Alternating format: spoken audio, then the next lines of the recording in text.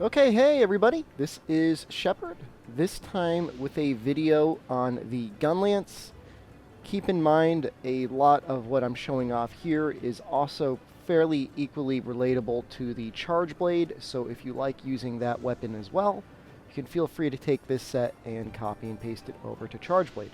It should work very similarly based on how they both use artillery in terms of boosting its total damage.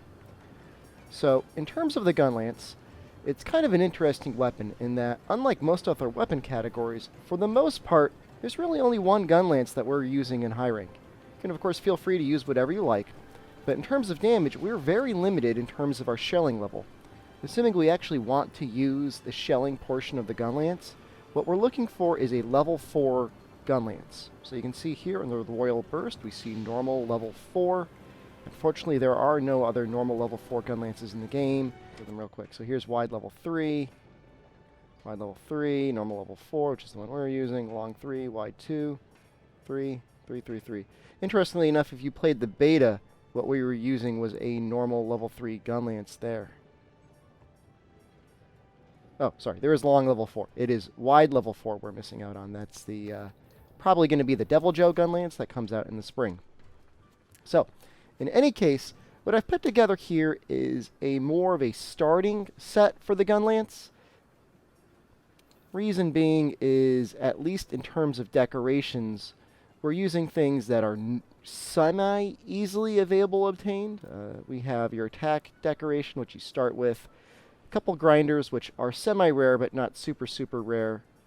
A sharp jewel, which I have, geez, nearly 5 or 6 of these by now. If you don't have this, you might want to hold off until going too deep into Gunlance unless you're able to stomach sharpening a lot more. And of course, just a protection jewel and artillery charm. What this gets us is the following set. So we're going to get attack boost 5, which is going to give us a bonus affinity, plus, of course, additional attack. Artillery charm is going to give us 3 levels of artillery. Rathalos chest is going to give us our 2 levels of weakness exploit. Nergigante piece is going to give us 2 levels of agitator. That's kind of nice to have. We've slotted in speed sharpening, maximum might, again from the Nergigante pieces, capacity boost, which is from the Dodagama Greaves, divine blessing we just slotted in just to be a little bit more protective, and of course protective polish we slotted in. This is not to mention the fact that we've got Nergigante hunger. The standard combo we use with Gunlance really locks us in place, and unlike other weapons, this weapon takes a little while to put away. It's one of the more cumbersome weapons to be sheathed. So finding a way to keep ourselves healed rather than having to constantly put our weapon away and heal is a little bit of a nice bonus to have. Even with the next set that I'm going to show off, I would say this is a fine set to continue using later on, especially if you're a little unsure of yourself. It'll do less total damage, but it will be a little bit more defensive. Switching some things around a tiny bit and getting some slightly better decorations, we're able to put a little bit more damage into the set. So, we still have the same weapon here. We've got an artillery jewel here, which we slot in to boost up artillery. Nergigante helm again, which just provides so much value. Same thing as the Rathalos mail. Kaiser Vambraces are there to finish up the weakness exploit on the Rathalos mail to put it up to level 3 and get us the sharp jewel. Gets us a protective polish. Dodagama Greaves is here for 2 points of artillery in the single slot. And the Nergigante Greaves are here for the double slot. And it's the beta for the maximum light, but because we got a capacity boost decoration, we were able to put this in. And because of all the other things, we were able to get handicraft level 3.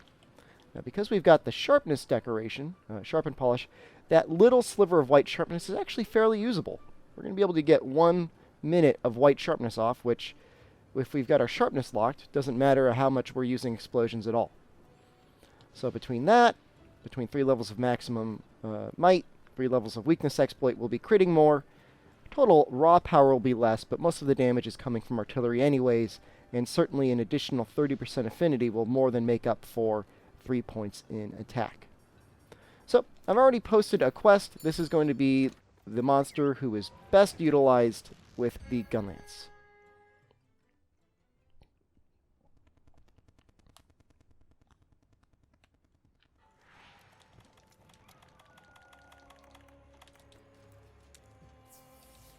Okay, so the Lavazza Off It's actually probably one of the better, if not the best monsters in the game to fight with the Gunlance. It's because the Gunlance's standard combo, which I like to use, essentially has ESP built in. That is that when you are attacking a monster, no matter how hard they are, and no matter what your sharpness level is, you will continue to be able to attack and not bounce. Which, of course, is a frustration for anyone who has ever fought Lavazza Off and was not using a weapon that had this feature. It's also nice because as he hardens, he actually takes a very low amount of raw and elemental damage, and so the explosions we get help out quite a bit in terms of being able to just do true damage. It's a little embarrassing. I got splash. I feel like I'm at the pool here. Okay. So here he is. So he comes out of lava hot. You see there I staggered my hit a little bit. I did miss that worm stake. That's okay. You can see we're already down to blue sharpness, so we're going to go ahead and sharpen real quick. I should mention this is a tempered Lavazza Off, by the way, so if I get one shot at some point, it's because he's really strong.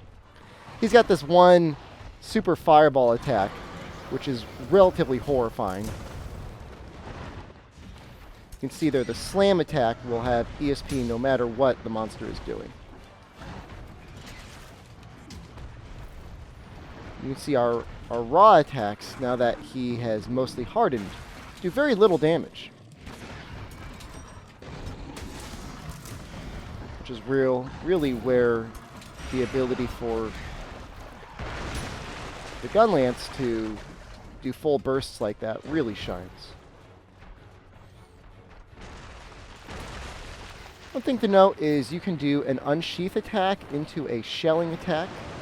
It's a little bit better to pull up your quick reload a little bit faster rather than bouncing.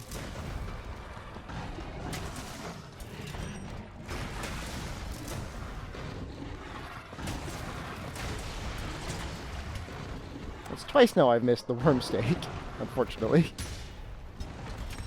That's okay.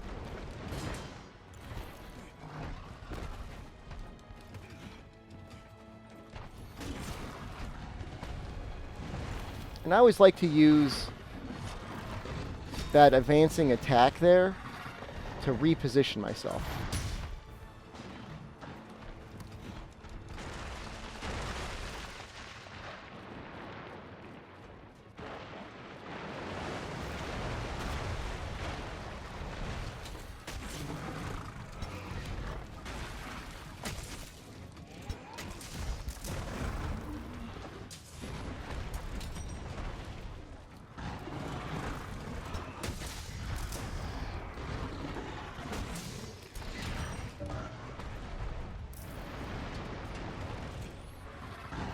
Of course, we do have Wyvern Fire.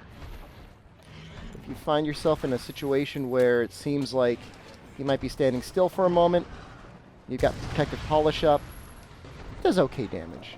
With Capacity Boost, we're almost better off just going for full bursts.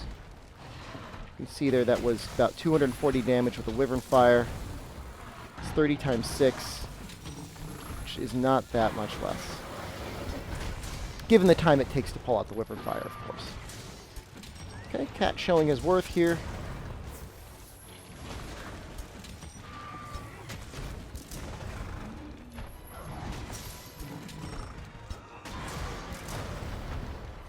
And really, when he gives you the opportunity to just continually spam attacks, is the time where you're going to be getting off your most damage. So that rotation there, I'll go through it as I'm doing it again. After an unsheath attack, you hit triangle circle to immediately go into the slam. You then do your explosion.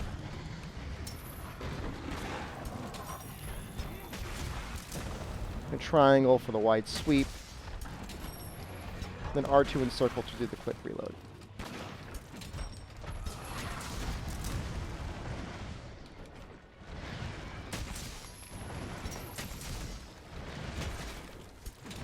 That wide sweep, of course, does a ton of damage. Interestingly enough, Wormstake is mostly raw damage. It's affected by all sorts of modifiers that you get for raw damage.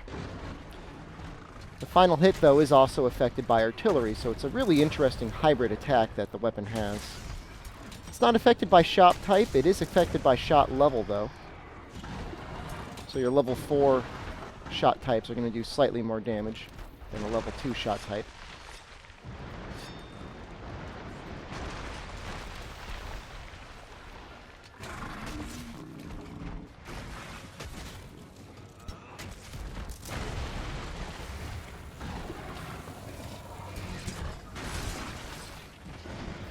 That was a little dangerous, but every time I feel like I have an opportunity to get a